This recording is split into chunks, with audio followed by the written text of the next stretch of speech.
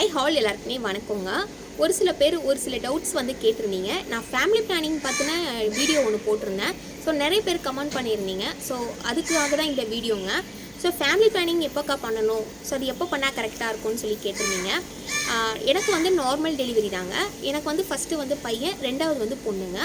இப்போ ரெண்டாவது பொண்ணு பிறந்த உடனே அவங்க என்கிட்ட கேட்டாங்க, ஃபேமிலி பிளானிங் பண்ணிக்க வில்லிங்காக இருக்கீங்களான்னு கேட்டாங்க. நான் வீட்டில் டிஸ்கஸ் பண்ணிட்டு சொல்கிறேன்ற மாதிரி சொல்லியிருந்தேன். என் வீட்டுக்கார் என்ன சொன்னார்னா 6 மந்த் கழித்து பண்ணிக்கலாம் அப்படின்னு சொன்னார்.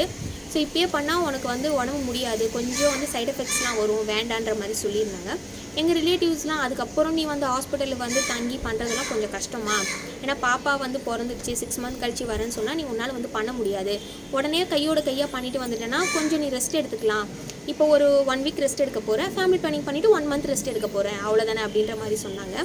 ஸோ எனக்கு டெலிவரி ஆகும்போது டாக்டர் கேட்கும்போது நான் கேட்டு சொல்கிறேன்னு சொல்லிட்டேன். அதுக்கு அவங்க என்ன சொன்னாங்கன்னா, இவங்க பண்ண மாட்டாங்கன்னு சொல்லி காப்பர்ட்டி மட்டும் போட்டு விட்டுட்டாங்க. ஸோ அதை வந்து என்னால் மறுக்கவே முடியல, கண்டிப்பாக நான் போட்டுக்கிட்டேன்.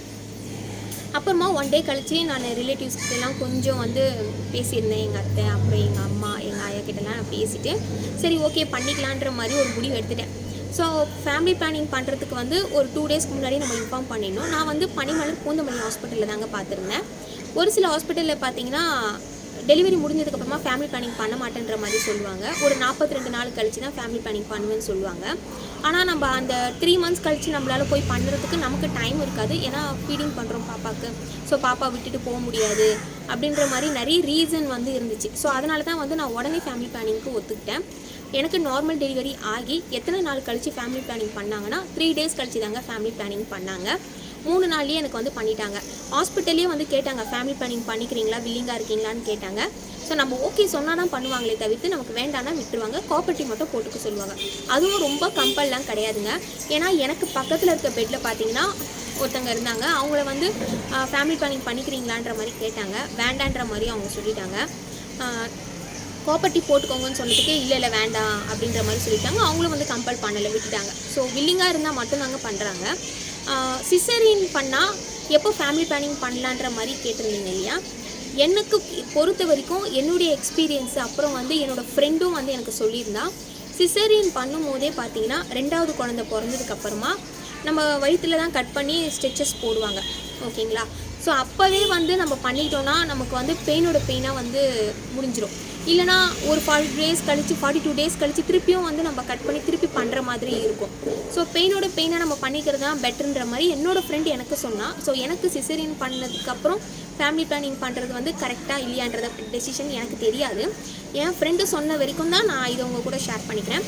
ஏன்னா கட் பண்ண போகிறாங்க, ஸோ கட் பண்ணி ஸ்டிச்சஸ் போடும்போது சேர்த்து அதையே பண்ணிவிடுவாங்க, அதுதான் நமக்கு ஈஸி, அப்புறம் வந்து போயெலாம் பண்ண முடியாதுன்ற மாதிரி என்னோடய ஃப்ரெண்டு வந்து சொல்லியிருந்தேன். என்னோடய ஃப்ரெண்டோட எக்ஸ்பீரியன்ஸ் தான் நான் உங்க கூட ஷேர் பண்ணிக்கிறேன்.